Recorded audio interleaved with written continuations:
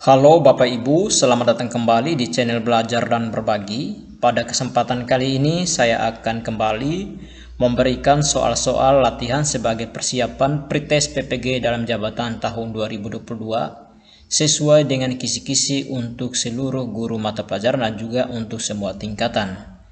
Baik Bapak Ibu, sebelum kita mulai, bagi Bapak Ibu yang baru menemukan channel ini, jangan lupa untuk tekan tombol subscribe dan aktifkan tombol loncengnya agar Bapak Ibu bisa mendapat notifikasi ketika saya mengupload video-video terbaru tentang soal-soal yang berkaitan dengan pretest PPG dalam jabatan tahun 2022.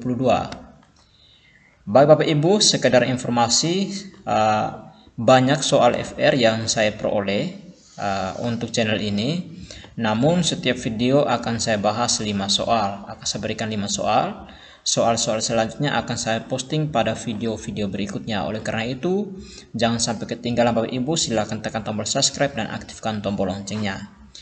Baik Bapak Ibu, langsung saja kita mulai dari soal yang pertama. Bonita adalah seorang guru yang bertempat tinggal jauh dari sekolah. Semua guru dituntut harus datang tepat waktu. Dengan kondisi demikian, tindakan yang tepat dan ideal yang harus dilakukan Bonita adalah meminta pada kepala sekolah untuk mengajar pada jam siang, meminta izin kepada kepala sekolah apabila terlambat masuk kelas, memberi tugas siswa di awal jam pelajaran, berusaha mendekatkan tempat tinggalnya dengan sekolah sebagai rutinitas menempuh perjalanan ke sekolah. Nah Bapak Ibu, ini menurut saya ya, hanya menurut saya. Bagaimana menurut Bapak Ibu? Kalau menurut saya, jawaban yang paling tepat itu ada pada alternatif D. Berusaha mendekatkan tempat tinggalnya dengan sekolah. Ya Bapak Ibu, ini hanya menurut saya. Silakan jika punya Bapak Ibu semua punya pendapat berbeda, bisa beritahu saya melalui kolom komentar yang ada. Oke, langsung saja kita ke soal nomor 2. Penilaian pembelajaran di sekolah harus mencerminkan nilai keadilan.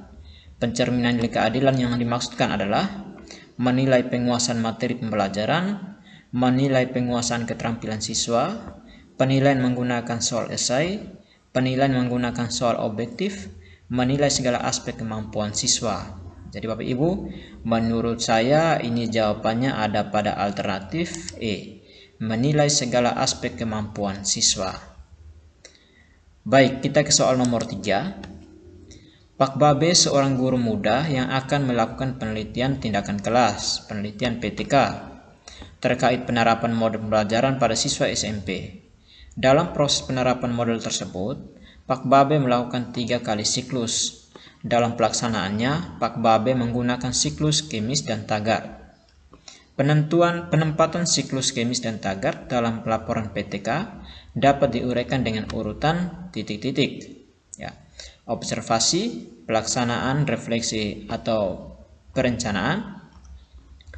B. Perencanaan, pelaksanaan atau observasi dan refleksi. Perencanaan atau pelaksanaan, observasi, refleksi. Perencanaan, observasi, pelaksanaan, refleksi. Refleksi, perencanaan, observasi, pelaksanaan. Jadi jawaban yang tepat ada pada alternatif C. Jadi perencanaan, pelaksanaan, observasi, dan refleksi. Ya, jadi kita tahu menurut Kemis dan Taggart mengatakan bahwa penelitian tindakan kelas, adalah satu siklus spiral yang terdiri dari perencanaan, pelaksanaan tindakan, dan pengamatan observasi.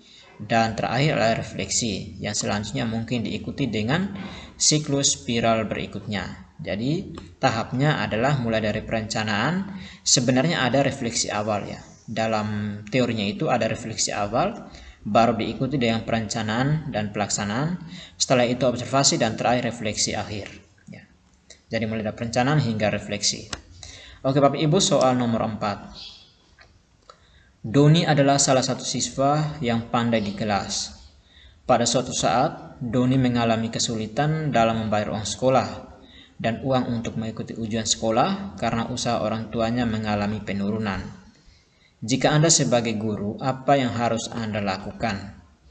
Mengusahakan bantuan bagi Doni untuk dapat membayar uang sekolah dan mengikuti ujian, melaporkan kepada kepala sekolah tentang keadaan Doni supaya tetap dapat mengikuti ujian, memberikan keringanan dalam membayar uang sekolah supaya Doni tetap dapat mengikuti ujian, memanggil orang tua Doni untuk segera membayar uang sekolah supaya tetap dapat mengikuti ujian, meminta orang tua Doni mencari pinjaman uang kepada koperasi untuk membayar uang sekolah. Nah, Bapak Ibu, di sini ada dua jawaban yang saya merasa sepertinya benar ya, sepertinya benar. Itu ada dua jawaban, yaitu ada jawaban pada nomor B ya, melaporkan kepada kepala sekolah tentang keadaan Doni supaya tetap dapat mengikuti ujian.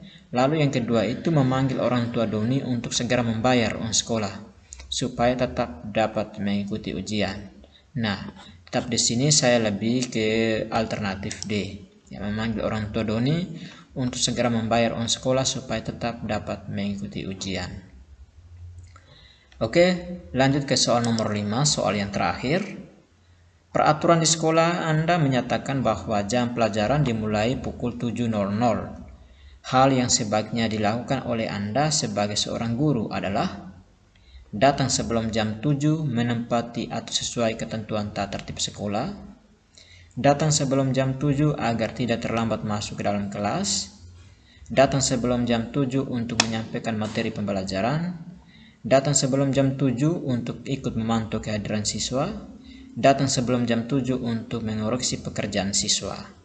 Jadi di sini menurut saya jawaban yang tepat ada pada alternatif A. Kita mengikuti tata tertib yang ada di sekolah, itu datang sebelum jam 7 karena jam 7 kita mulai pelajaran. Oke Bapak Ibu, mungkin demikian yang dapat saya bagikan pada kesempatan kali ini. Sampai jumpa di video berikutnya. Terima kasih.